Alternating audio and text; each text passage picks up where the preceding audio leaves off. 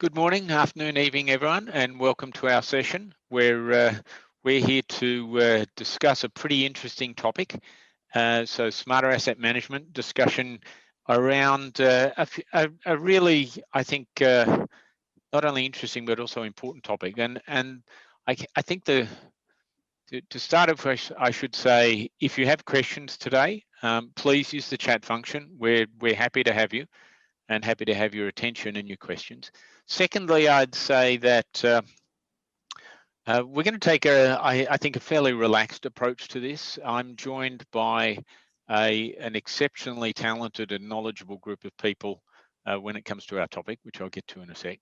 And I think rather than have presentations in a rather stiff and formal sort of panel process, we've elected to go with a more casual approach and a bit more of a conversation around the topic. So my job will be to facilitate that and make sure we stay on the rails and that we keep it interesting, but at the same time that we make it something that's worth listening to in terms and watching in terms of the discussion. So so again, thanks. And in terms of the topic today, it is in the future, asset managers will not be managing assets, but rather people, technology, and outcomes. I guess I'll look at that sentence first and say that's really interesting because it relates also to the whole point of why am I managing these assets? I'm managing them for a return, and people, technology, and outcomes I guess are an important part of ensuring the best return possible. So we've been asked to discuss the realities of operating and managing portfolios by converging the physical and digital. So one of the first things I'm going to ask the team to talk about is in fact that, what does it really mean to converge the physical and digital? And with an emphasis on the shift to data-driven decision making, which I think is really interesting. And certainly, from my perspective and the perspective of my organisation, Yardi, helping people make better decisions with better data is absolutely key to what that's a big part of what we aim to do every day for the real estate industry. So yeah, that's our topic. I'm Bernie Devine, Regional Director APAC for Yardi. And I'm joined by, as I said, a very knowledgeable panel on these topics. And I'm not going to go through detailed intros. I think the header page on the conference and certainly LinkedIn can help you do all of that. But fair enough to say, we have people who, for example, Jihong, who's from CapitaLand and focused on data centers and has an overview of a very interesting business. And then Ivan from City Developments, again, a business with lots of interesting challenges and certainly, I guess, some ambitious targets. Anthony with Goodman, who I think from all accounts are a booming business at the moment in the logistics real estate industry, and Sulin from PGIM, one of the larger investors in the region. And then Bryan from Keppel, who we all know Keppel, and Keppel are a pretty interesting business in terms of the diversity of what they do. And I think Vincent from Swire is joining us from quarantine in Shanghai, so he may or may not have quite the level of connectivity the rest of us have. So I'll say a special welcome to Vincent because I think he's now about a week into his quarantine. And hey, great! Everyone. Yeah, great. Thanks, Vincent. So apologies, everyone.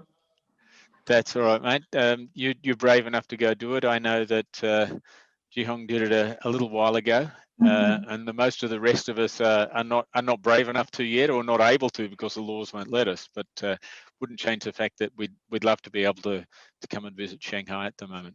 So Vincent, since you've piped up and the connection's good for the time being, I guess I'd like to throw the floor over to you to get started in terms of the topic, and really that first, I guess, top line point around what does conversing physical and digital mean for you, and what do you think it means for the industry? Thanks, Bernie.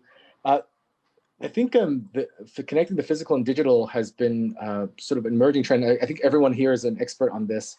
I see myself as a bit of a newbie, but I've sort of had the fortune of joining and learning a lot during this time. So please be happy to be corrected if I'm wrong. But I think the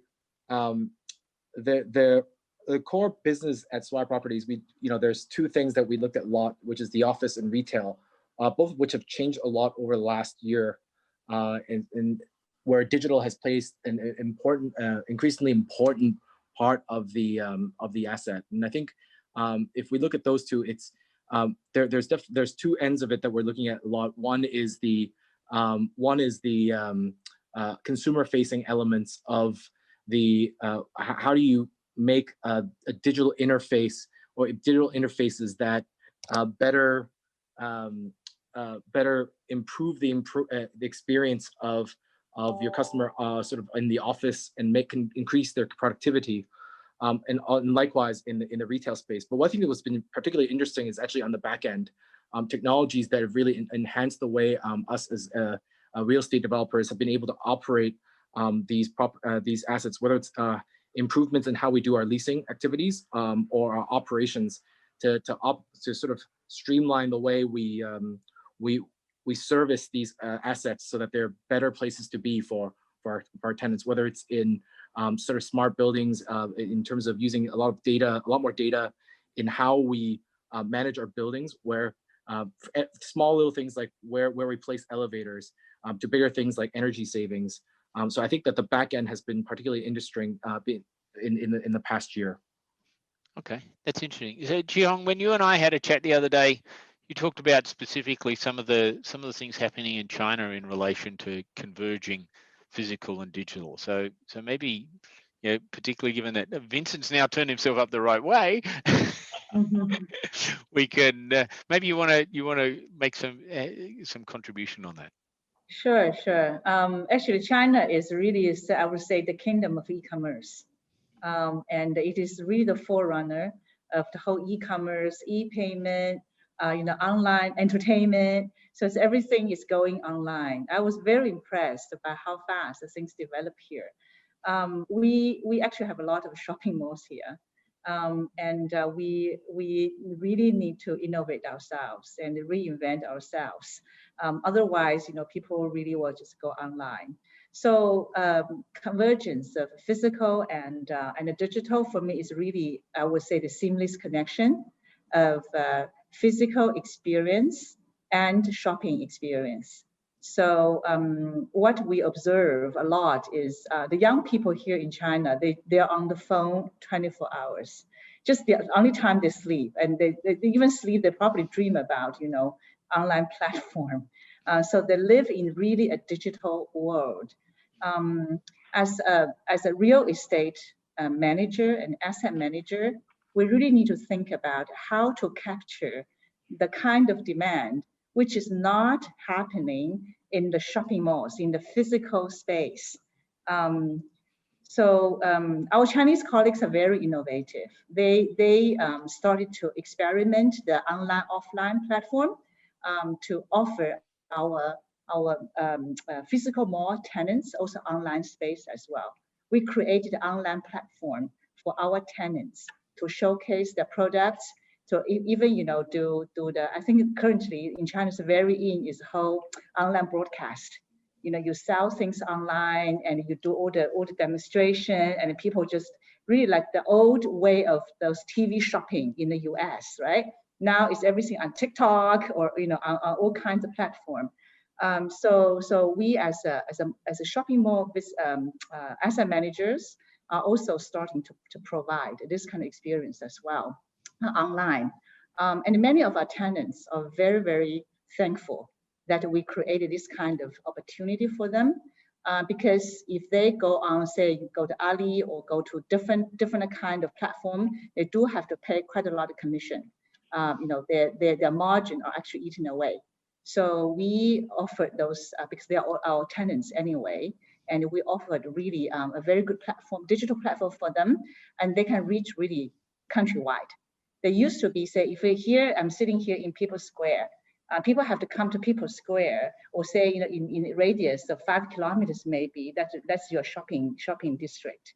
But now they can reach, even they were telling us that they're reaching Mongolia, you know, and Yunnan, because people started to also notice them, and they also started to ship the products, and that really improved their sales as well. So for me, it's really, as an asset manager, we cannot ignore the fact that the digital world is eating the physical world. So how can we combine them? And how can we really leverage this online-offline combination? That's really the trick. And who can crack it can really get ahead in the whole, I would say, the new world. Yeah, thanks. That's interesting. I mean, I think a couple of things that come to mind there is really the change for me was probably about 2 years ago now. I go to China all the time until 12 months ago. And about 2 years ago, I went to the usual coffee shop in Xintiandi and went to a little guy who runs his own coffee shop and went to pay him with 20 renminbi. And he just looked at me. He's like, I have nowhere to put this. So that was what finally pushed me. Okay, I really have to get Alipay working properly now. And so that freed me up a lot in China. But I must admit, you know, he literally had no drawer to put money in. He had no money to give me his change or anything. There was just an absolute expectation that you just don't use cash anymore. And nowadays, you just need one phone and you go everywhere. Yeah, you exactly. don't need your wallet anymore.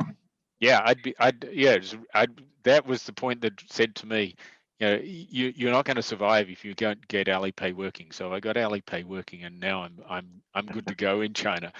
But wow, yeah, I spent a few years trying to avoid it, and eventually had no choice. And I think that's a really interesting point, because you know it goes all the way through the entire real estate space. And Anthony, I know, you know, you've been with Goodman a while now. You've probably started to get your head around the portfolio in China and some of the things that are driving there. And I was talking to, in fact, the head of your Australian business the other day, who said that you know, there's really a lot of change going on in your business, really driven by e-commerce. So maybe you want to talk about how's the convergence of the physical and digital, or what does convergence of physical and digital mean for Goodman? What are you guys doing? Yeah, for sure. Everything that Jihong said is highly relevant to us, because our business is driven in large part by the huge growth in e-commerce and the on-demand economy. So not just consumer e-commerce, but also B2B logistics and the flow of goods that are increasingly determined by digital processes and online ordering and online fulfillment. So that's very relevant to us. Aside from e-commerce, though, and the online to offline shopping experience and consumer experience, the physical and digital worlds are combining even in the asset management space. So in facilities management, construction site management, et cetera. All of that is also moving online. And it's moving online because, number one, we want better visibility. Things are not very visible if they're only physical. We're a global company. We want to have better remote access and remote visibility into everything going on in the world, which is why we're looking more into automatic logging of everything, automatic documentation, visual captures, like 360 visual captures and all that of all of our construction sites and all of our assets, to make it easier for people to see what's going on in different parts of the world, even though they can't travel during COVID. So visibility is one thing. And then the second thing is decision-making, which, like Bernie said, has to be based on data. And the data is very hard to access if it's only physical and it's not digital. So the more that we can move the data and all of its monitoring and documentation online and into a digital space, the easier it is for us to have a comprehensive view of everything. And in many ways, we're still in the early days of doing this. But like just before this webinar, I was on a call discussing the implementation of smart security systems. So that's a good example. Security for many decades, especially in a warehouse, has been very manual, very old school, very not digital. But we're in the process of looking into smart cameras, smart CCTV, where we don't just save big rolls of film that we can look over if something goes wrong, but we have automation and we have computer vision that can identify the problems when they occur. It can flag issues, it can flag anomalies. It can find, it can find which intruder came in at what time. It can recognize faces and anomalous behaviors. It can recognize logos on cars, etc. So yeah, that's just one example of how things are moving from a digital to moving from a physical to a digital world. Yeah. Okay, that's good. And Celine, from an investor's perspective, you look across a whole bunch of different sort of portfolios and I guess operations with different partners, etc. So you must see an enormous variety in sort of the approaches to this digital and physical merge. What does it look like for you? Yeah, so I think over at PGIM, we manage a portfolio that's very diverse. We've got multifamily homes, we've got retail facilities, we've got logistic facilities. But I think at the heart of it, right, we are essentially landlords, right? And if you really think about the contract that we have with our tenants, we really are at the fundamental core a B2B company where we are renting out space to occupiers who want to use that space. But I think that has changed so rapidly that we can no longer think of ourselves as just a landlord and providing a physical space to a retailer.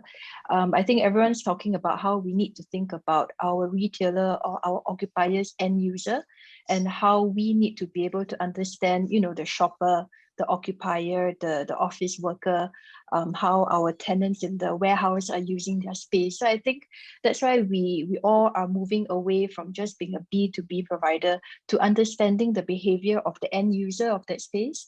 And I think that's where technology can come in. And because we are all landlords, right, the ability to aggregate information on a larger scale and to provide that information and feedback to the end user and their end user is something that I think will be of value to our occupiers, because ultimately, why would anyone take up a rental space within our properties? We have to be able to differentiate.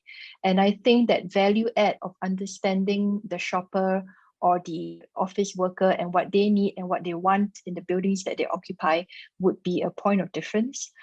So I think there are probably two aspects, right? One would be our customer, which now has become not only our tenant, but our tenant's user, but also in terms of how we can improve operationally, how we do our operational aspect of asset management. I think for the customer facing front, being able to understand how shoppers move within a mall. And so currently at PGIM, we've got different innovation councils that we can tap onto globally, who go out there to speak to different startup companies, new companies with emerging PropTech solutions. And then we try to aggregate and find out what are the problems that all these companies are trying to solve. We've spoken to a few companies who can track user movement within a shopping mall. They can tell you if a person goes into a mall, they like to go to shop A, B, C. And then from there, maybe we can have an association to what they like to buy. And in turn, that will inform our leasing strategy and also potentially provide valuable information to the occupiers in our malls. But in terms of operationally, how we can improve how we do asset management, we've also looked into technology that came in particularly useful during COVID when we couldn't travel. So I think Anthony was talking about a technology that allows you to remotely monitor any kind of A&A works that are done. We have a project in Shanghai right now, actually, where we're able to remotely have a view and a virtual walkthrough of that development to see how that's going on and be able to track the progress as the construction goes along. And smart technology, like being able to have better visibility of our energy consumption, understanding where the inefficiency in the equipments are. So all that are for the operational point of view. But I think technology, which is customer facing, and technology that will help us do better operations, I think both are equally important in this day and age where we really have to differentiate and be better than just a landlord providing a space for an occupier to come in. Interesting. So that interesting, that project in Shanghai. So you mentioned being able to monitor that remotely? Is that just with cameras, or have you got like is there a digital twin? What sort of technology are you using? Yeah, so we're not using a digital twin because it's quite a small project, an existing building. We have the team on site be able to walk around. They carry a 360-degree camera. They walk around the site. They upload it onto the app, and then the app automatically maps their movement onto a PDF plan. So the onboarding is quite simple. You don't need AutoCAD, you don't need BIM. Just need a PDF of your floor plan, and the person using that technology just has to pinpoint where they are on the map, and then the AI takes over to understand where they are on the floor plan. And me sitting in Singapore, I'm able to take the same route that the person took and do a side-by-side comparison. 2 days ago, how did it look like? What does it look like today? And I can go back in time. So we found that very, very valuable because we can't travel for one, and we are able to track quite accurately what the contractor or the partners on the ground are telling us, and really put in, they can put in field notes, they can put in comments on different parts of the construction aspect. So we found that really interesting, particularly when we couldn't travel. And we are in fact rolling out that technology to a few other properties that we are managing at this point of time. By That's any chance, is this an American company that is now expanding rather quickly in China? It is an American company. Yeah. I think we're talking about the same company. They have a new team that's taking care of China right now. Yeah. That's really interesting. Cool. And Ivan, from a Singapore perspective, how's this playing out? I mean, I guess one of the questions I'd have is, do you see value in a digital brand? Sorry, I'm in technology, so of course I see everything that's technology as interesting, right? But I must confess, 6 years ago I just went into real estate, so I'm still learning a bit more on the real estate. But I've I've 25. The rest of my 25 years are all in technology, right? I do think that if you look at the convergence, I think it's very interesting. And I'm picking up the various pieces that has been discussed. There's this concept called omnichannel, right? And it's usually used for retail. But right now you can put the word omni on everything, because the thing is, the concept of space is changing so much, right? We all talk about work from home, but you essentially you can work from anywhere, right? And we have a lot of hotels, we have offices, we have residents. So we have various sectors, but the thing is, do you really need to differentiate that? I think is something that's worth considering. And sorry, I don't have all the answers. I think it is something that I think the industry will need to figure out in terms of optionality. Because when we build our buildings, and this is something I learned, we design it for a lot of efficiency with and during the times where so in our office buildings, for example, when 20% of the people are back, unfortunately you still have to turn on everything. You can't really optimize it to that 20% energy consumption. So I think the optionality aspects of it is useful to think about. Although I think in Singapore it's very hard because we are quite our URA has a very good planning. So if something is used for hotels, it has to be used for hotels, right? You can't really say that tomorrow you want to change it to something else. I think that's one thing that we are seeing, right? So I think optionality, I think is important. But I want to maybe just go back to, in fact, it started with Jihong. You talk about this, and I want to continue with the omni-channel thing, because when you do work at one place and then you travel and you go back to, let's say you're at home and you go to office and then you go to somewhere else. Right now, we all assume that we have data everywhere, right? Because it's true, you can do that, right? I mean, it's on the cloud, and so you see various aspects of that. So I think where we work, live, and play, I think different areas. We just look at spaces, and I think they will become almost perfect commodities, right? And therefore, my conclusion is, I think there will be considerations around locations. Whether are locations as important, I don't know the answer, but. Maybe the more important thing I'll get to is where I see technology playing a big part is in terms of experience, because I think various people in the panel has talked about, right, in terms of at the end of it is the experience. You don't really care whether it's in Mongolia or wherever, right? You want to buy something, if the experience is good, it doesn't really matter where it is. The logistics, everything is all at the back. right? I think this is where I see technology adding a lot of value, as well as I think the canvas is now very different, and therefore very interesting times for all of us, and clearly an inflection point, I think, for the real estate industry. Wow.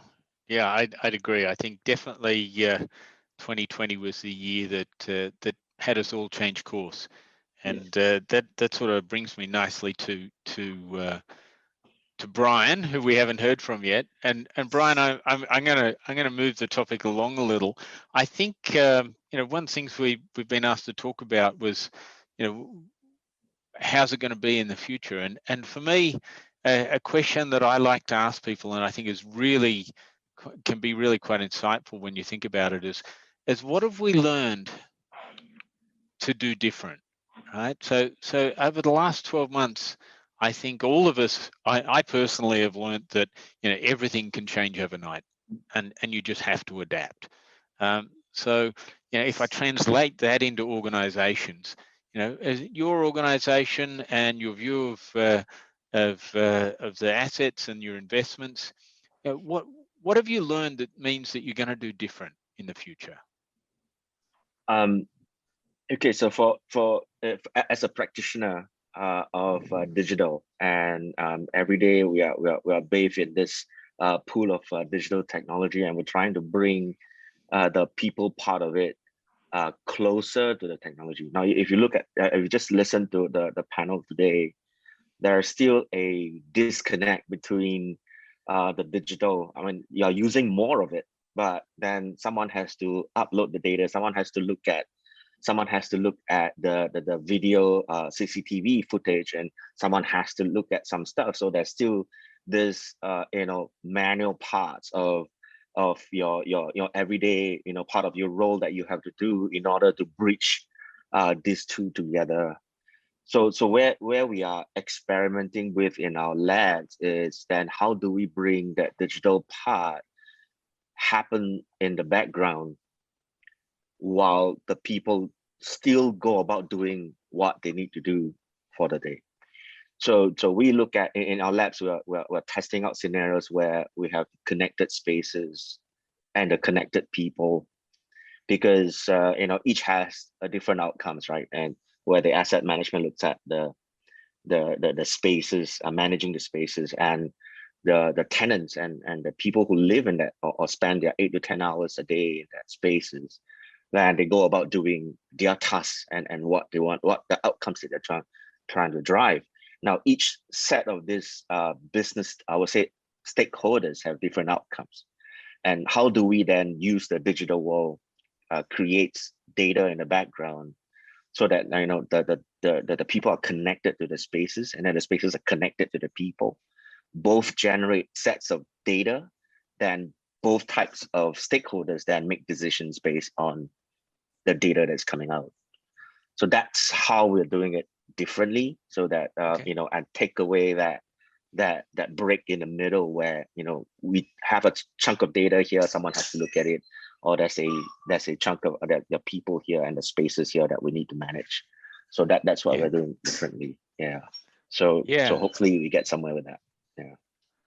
That's interesting. And look, I think one of the things that we've seen definitely over the last few months is that, or certainly over the last year, I'd say, is that we've worked very hard to look at how to help move things into that more autonomous space. And in fact, for a few years, we've been working with AI, and a couple of really interesting lessons have come out of that for the real estate industry.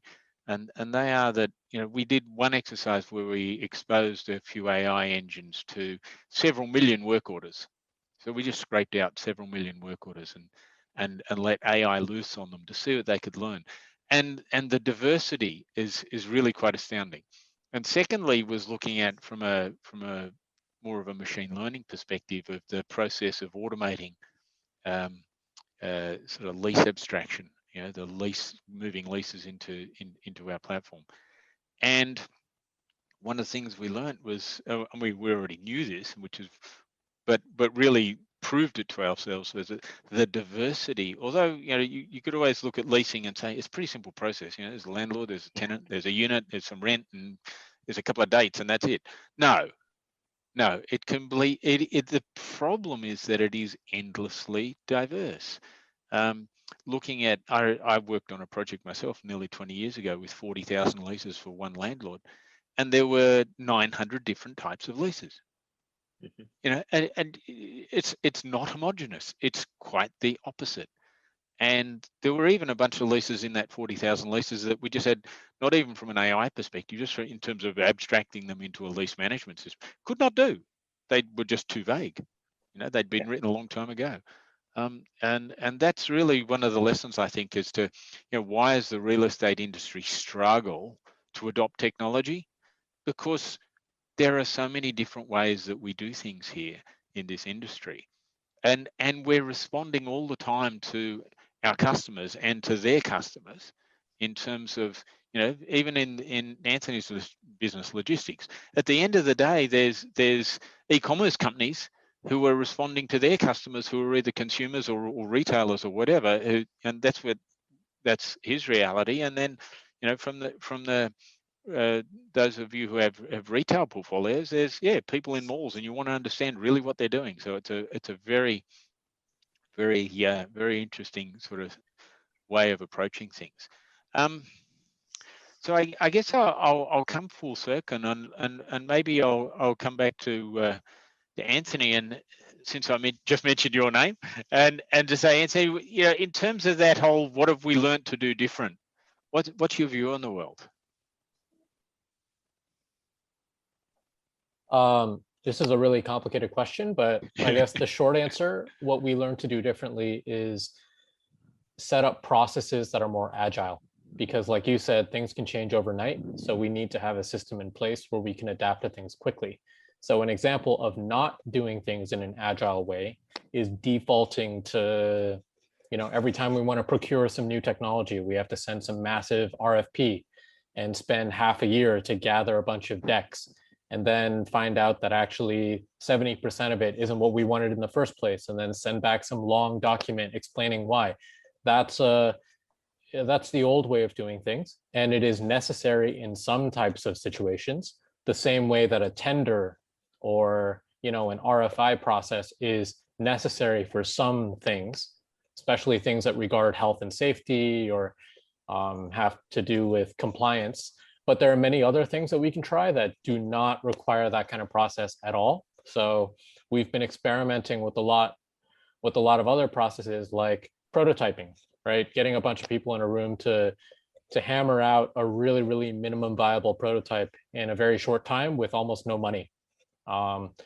Another process would be just not guessing what the right product is, not relying on the most senior person to pick, I think this is going to be a great product, because at the end of the day, the person's opinion might not mean very much. Just try it. Try whatever is cheapest, try whatever works. And then instead of guessing what people want, just measure their behavior and measure their response. I'd agree. To something. Yeah. I've been saying, I work for a vendor at the moment, but I've been saying to people for 30 years in this industry, you'll always find 3 vendors who can do what you want. That's actually the easy part. The hard part is finding a vendor that you can actually work with. And I would agree with you. And another strategy would be, don't run an RFP.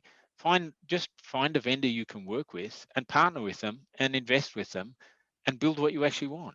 Right? And longer term, much better strategy. I would agree. There's an old school way of doing procurement, and then there's a new school way of working with those that you can work with. Who will get through the hard times. You go the route of putting 10 people in a room and no money and get to an MVP, and you will inevitably have a lot of pain. And it's finding the people who can get through that pain with you to deliver a solution, I think is a key part of how to be successful, right? Because if people are going to walk away from it when it gets hard, then they're not the right people, right? That's important. So I guess I'm seeing a whole bunch of questions here. One really interesting one is is and Jihong, I'm gonna throw this in your direction, and that's the whole strategy point, I guess, around integration, and and how do you do that successfully? I mean, as an organization, I know for a fact that you guys have got an enormous amount of stuff in the cupboard in terms of different bits of software. And a few of the other speakers here, organizations, similarly have, a warehouse full of software, right? I talked to some of you, and I know that there's thousands of applications, and it's really pretty tough. So Jihong, what do you think about the integration piece? How do you tackle that? How do you do it effectively? It is a nightmare, actually, I tell you. That's why we don't do it. There are so many different applications and so many systems, and there's some tries before to integrate them and never worked out that well and smoothly. So some of the data were integrated, but many of the data are not. So in order to run some analysis, we really have to go through each department and really ask for business, each business owner to give us the data and manually crunch them. So I would say this whole COVID really helped us to become more agile. So in the company, for our technology side, we have we call them twin engine to work on. One is the digitization of our processes, and one is the digitalization of our businesses. So during the COVID, because everything's slowed down and nobody can see each other, so we started this whole digitization of the processes. Actually, you can't believe it, how easy it is. If there's a very clear top-down mandate to change things can be changed overnight. It's not, people of course have thousands of excuses. This does not work, this does not work. But if you say, by tomorrow, this has to be done, well, magically it gets done. So I used to do a lot of process optimization, with different organizations, and it's always like that. People do not want to change because process change is very painful, and you have to learn new things. We now have a we call them digitization or technology group, which is really looking purely into technology system integration. So from a system perspective, actually, I think it's not about system. It's about your business architecture, about your business strategy first. And then from this strategy, what kind of architecture do you want to design before you even come to processes? A lot of business model decision needs to be made first before you go to processes. So CapitaLand is, has a long history and a legacy, and the different pieces of business were integrated together. So there was no really harmonious approach at the beginning, right? When you integrate different companies. So now we have a group really think it from a strategic perspective first. So we have senior leaders, chairing the committee to align the business needs. And from the business needs, then you design the processes. And from the processes, then you design the systems. We love, I went through the whole SAP era. So I remember I was in Germany at that time, SAP, when SAP comes, every company got crumbled because SAP is coming. The installation will just crumble the whole workforce. I remember that. Because you think through, you first think, oh, I need to fit it into SAP. That's why I needed to, look at my processes. But I think it's a different way. You need to change your processes first and then come to system. So I think from that perspective, we are learning these hard lessons, and the new group, the technology group, is embarking on this quite challenging task. And I see progresses, and I wish them good luck. In the whole processes. Yeah. I'd agree. It's really super challenging. On the one hand, I can say I've been around long enough that I've taken organizations in my first job.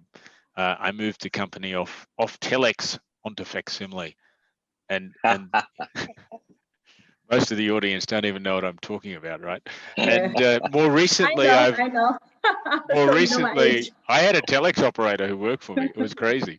More recently, you know, we've managed the transition from email to instant messaging as a platform, and you know the challenges of that in terms of CRM systems. Really interesting. And so I've been championing change my entire life. So I agree with you. I know what you mean. But you know, when every now and again my wife says I'm having something different for breakfast, I can't handle the change. It's really quite a problem. I have to counsel myself. So we're all I would say, you know, we're all the same criminals. We're all resistant to change, even those of us who drive it hard. And Bryan, you know, from your perspective, when we talk about change, I mean, what does that mean for you guys? In you know, COVID, the whole last year has just been a nightmare in terms of, yeah, we have to change rapidly, but we actually don't know what to. You know, it's like, what are we meant to be doing tomorrow? We don't know, right? So what is how does that work out for you guys? How have you stayed responsive? I think we took the considered step of adopting quite a fair bit of technologies right up front. When we in 2018, when we switched the organization a bit to a little bit more agile, we kind of flattened the hierarchy. We also took an effort to say, hey, here's a set of technologies that we potentially can push to better collaboration and communication across the entire company. And when it came, we were glad we did it, right? And everybody was able to adapt to it very, very quickly, because you know, we were like pushing that every meetings must have the virtual channel and the physical channel, which is really in the office. So we didn't have that at harder hit by the pandemic, you know, as compared to the rest of the group, which are a bit more, you know, face-to-face in meetings and all that in nature. So we were glad that we took that step. And but I think someone mentioned just now that, you know, it's really a top-down driven decision, and it has to be that. It has to be recognized. It has to be, you know, say this is important. Look, I think the pandemic has accelerated a lot of digital adoption for a lot of companies, and we're, you know, but we hope that it, as practitioner, it doesn't take another pandemic for us to force us to another change, right? And we, you know, we keep harnessing that what's there in the industry and what's there in the market. You know? Yeah, and look, I would agree. I mean, we have people come to us and say, "Oh, I want to buy some new technology." I tell them to go away. I don't want to sell you anything because you're going to be a problem. Right? You don't know what you're doing. It's not about the technology, you know. And I think I always say, when you want to change your business, talk to me, right? Because then we can help. If you want to change your business, we can help. If you just want to buy some new technology to do the same thing you were doing yesterday, I can't help you. To be honest, it's going to be a disaster. You know, and that's, I think, a key thing. And Celine, you guys have done a lot of work. As you said, you've really, I think, when I talk to some of the other people in your organization and watch some of the things that you've done, as an organization, you guys have really, I think, tapped into the PropTech space to really try and understand, you know, what's going on. And I think one of the interesting things one of the interesting questions I've sort of had over the last little while has been, you know, with this, I guess, forced pivot, where, you know, a lot of startups this time last year were suddenly realizing that they didn't actually have a business at all, right? Because COVID just destroyed the market for them. And they've either had to pivot to something else or die, or figure out some way to just survive. So, you know, and part of that's really been around understanding, on the one hand, what is it that the market really needs, and on the other hand, figuring out how to deliver that. And I guess the question I'd ask you is, what's your view on the capacity for the supply side in tech to deliver the solutions that are now really needed? Do you think it's there? Do you think, I mean, you guys are investing obviously because you think that, you know, you can help expand capacity by doing that. So tell us a little bit about that situation where you're investing, sort of the capacity you see is important to have, and where do you think, where do you think that maybe the weaknesses are in that space? Yeah, so I think the way we've approached the innovation and prop tech in PGIM is that for a few years already, we've had innovation councils for the different regions. So we have one for the US, one for Europe, one for Asia Pacific, and that's where each team can then go out and learn what is the latest in prop tech and innovation in their particular region. We've also made investments in prop tech VC companies as well through the years. But I think to your question of whether there is adequate supply, I would say that there are many, many, many solutions out there for whatever problem you're trying to solve. The question is really to be able to have a very clear brief of what we want to solve as a company, either in terms of a customer facing tech or how do we want to improve the way we do things, right? And if we don't get that blueprint clear upfront, then we may end up talking to too many people or getting too confused or getting too many different solutions being presented to us when we do not have a clear idea of what exactly is the endpoint that we're trying to solve. So I think to that end, we've had a few workshops, even pre-COVID, where we've pulled the different business units together. And that would be, asset managers, fund operations team, transactions team, investment team, portfolio management team, and even our property managers to have a workshop to talk about what are the pain points in the day-to-day work that you do that you want to be able to improve. And through that process, we would then rank what would be, like, for example, the top 5 pain points for each of the different divisions. And that helps us to narrow down that perhaps, for the short or medium term, we should be trying to solve these key problem statements. And that would allow everyone to be a bit more focused in terms of the companies that we talk to and the solutions that we're trying to find. And to the point of being agile, I think that's important too. And I think we're all familiar with the concept, right? Being comfortable with testing our ideas and failing quickly. It may be easier to say than it actually is to implement, because we all want to have a nicely packaged solution at the end of the day with longevity in terms of maintenance, etc. But I think the mindset change to be willing to try new ideas for a short period of time is very important. But I think more importantly, having that roadmap or a blueprint of what we're trying to solve so that we focus our efforts and be able to find the right solution. Because I think there are many solutions out there and you could end up boiling the ocean if you try to talk to every one of them or try to understand each of them and not come back to what's the problem that you're trying to solve. Yeah, I agree. Okay, and Vincent, you likewise have an enormous amount of, I guess, diversity in the business in terms of both the library of solutions you have and the diversity in the business. And I guess my question would be, how have you tackled that whole issue of making things relevant, managing change, staying responsive to the business? Yeah, I think I'm glad to hear that we have a similar method from PGIM. We actually have a steering committee that meets quite regularly across the business. So we actually meet monthly. So with the workshop that you just mentioned, we actually do that monthly, and really think about. I think there's 2 sources of innovation. One is really thinking about like what others are saying, the pain points, and focusing on specific problems in the business that can be tackled by technology, but also.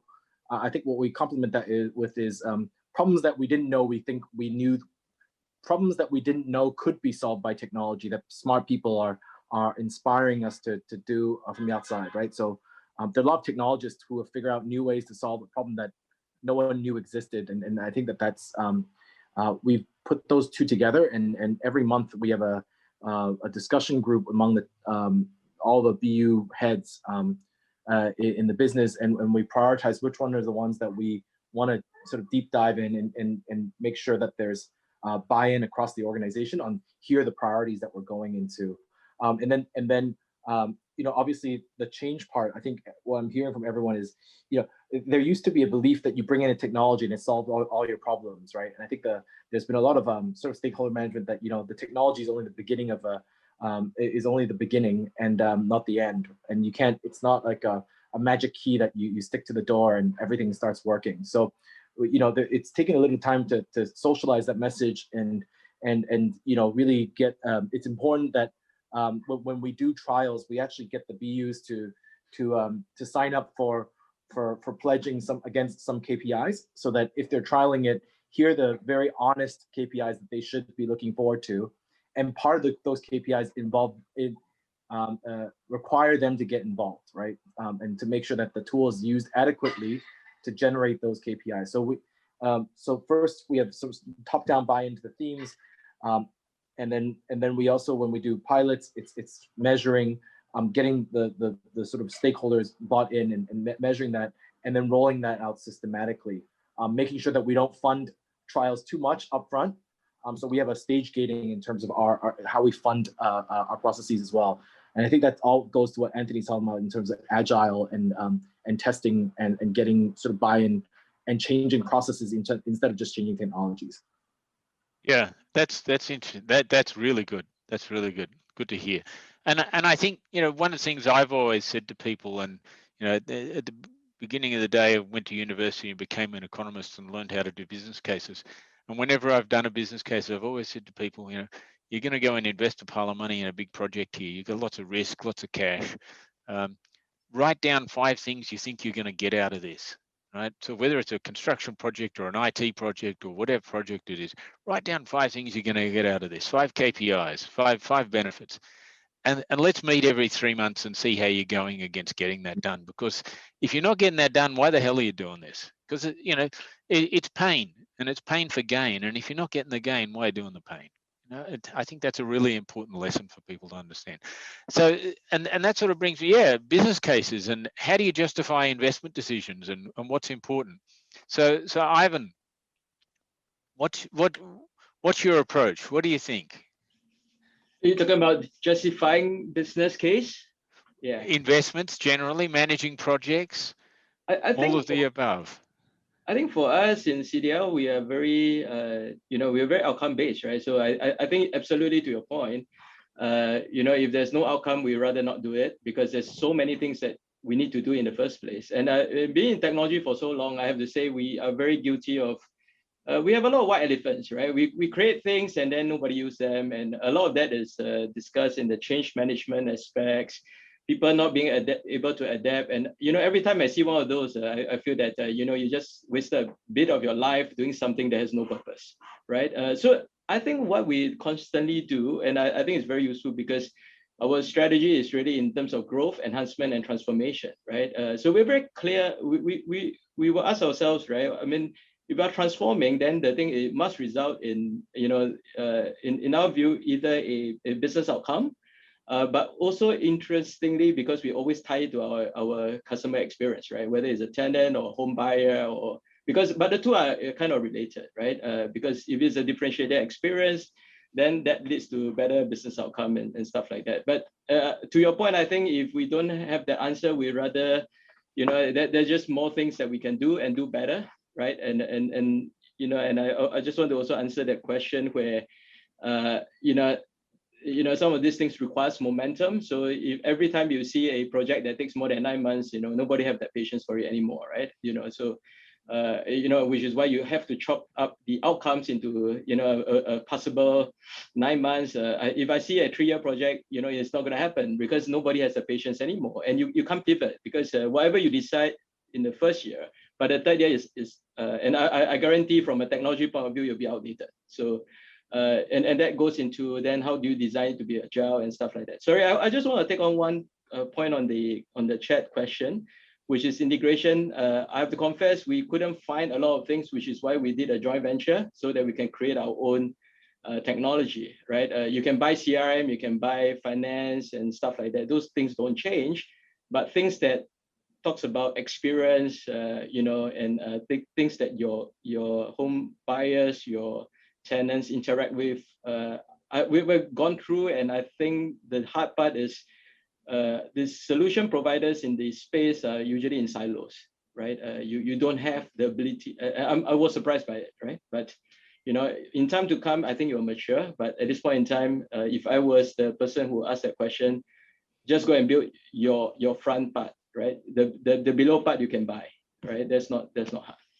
Yeah, absolutely, Evan. That's the same approach we took over here in CapitaLand, right? We use ready market products that we can light up quickly certain platforms, and then we control the middle and we control the front end, and make sure that all the data comes together. Yeah, that's how we do it. Yeah, keeping it open as possible. Yeah. Cool. So listen, we've got 4 minutes left. I figure that's about 30 seconds each. So I'm going to go to, probably in the similar order to what I did before. But anyway, Jihong, what's your thoughts? 30 seconds. What else would you like to add for the audience? Oh, well, digitalization, digital world is coming. So get ready and really take customer as your center point. And really take the customer in the digital world as your center point and design your product around that. I'd agree. Put the customer in the center of the page, build your processes around that, and then figure out what really happens. I'd agree, absolutely. Vincent? Don't work with your tech partners like your architects, because they're very different species. Yeah. Get your own architect. Cool. So yeah, I have to be careful there. I've done both. But anyway, but I would agree, very hard to do both at the same time. Absolutely. And Celine, some 30 seconds worth of thoughts? I think the definition of use and space has should completely change, because what does home mean? What does office mean? What does a mall mean? And I think that because I come from an architectural background, right? The basic real estate has to have a good backbone, and then technology needs to be an enabler to give you the end result of giving a good experience to people who come into the building. Yeah, good point. And look, I would say, I'd do a different presentation that's themed around what I think is a pretty interesting point to get people to think differently, and that is the building as a device. Think about the building as a device. I a long time ago, I'm going to go back in history again to the Palm Pilot, one of the first digital organizers. And I learned very early on that one of the reasons I bought it, the guy who designed the Palm Pilot got a block of wood and walked around with it for 6 months. And pretended to do everything he wanted to do to organize his day on that block of wood. And he wrote down all of those things. And from that came the idea of the Palm Pilot, one of the very first digital organizers. And I think that's a classic case of, think about building as a device, how we use it, and what are the different layers in terms of what do we need in terms of infrastructure and user interface and all those sorts of things. And it's going beyond the concept of a digital twin, in my view. It's going on the concept of really, how do we want to use a building? Ivan, 30 seconds. Yeah, so I think the definition of space is definitely changing, but I would just highlight to the audience, I think, really think about the experience, right? I mean, the customer in the center, but I think us, at the end of it, the location is important, but at the end of it, the experience is going to be important, and that has to be paired with data. Unfortunately, we don't know what would change or what would be permanently changed, because after this pandemic, some of the things will go back. The question is, which are the things that will go back and which are the things that will remain? Will be interesting. And sorry, I don't have all the answers. I think we need to capture data to be able to do that, and that should be blended with our design for the experience. Yeah, for our customers. Yeah, agreed. Interesting. Absolutely. I think it's a really important point to make, is that it's the data tells you the story, but most people, when I talk to CEOs in the property industry, most of them can't even put their hand on a data governance model, or right, not there yet. Long way to go. Anthony? My comment is about your building as a device analogy. I really like that, and I want to expand on it. So for us, we're thinking about buildings as a solution to deliver certain outcomes for our customers. Traditionally, you rent space, but really renting space is just the beginning of the troubles for our customers. We rely very much on a large base of high quality 3PLs, like logistics companies, as well as e-commerce and retailers who use our spaces. The things that they want to achieve with the warehouse is much more than just having a box to put stuff in. So that's a big priority for us right now, working on partnerships with certain system integrators and also certain tech companies to enhance our customer offering, enhancing the package of what we're selling them to make it easier for them to achieve those outcomes. Okay, thanks. And we're just out of time. I'm going to give Bryan 30 seconds. Yeah, just a very quick one. Digital first, mobile first. That should be the mindset. You know, to meet the new economy. Yeah. Cool. All right. Thank you. Thanks everyone, and thanks to the audience for attention. It's been exciting, and thanks guys all for giving us an hour of your time. I've enjoyed it. I hope you all have. I learned some things, which is good. So thank you everyone. Thanks for your time.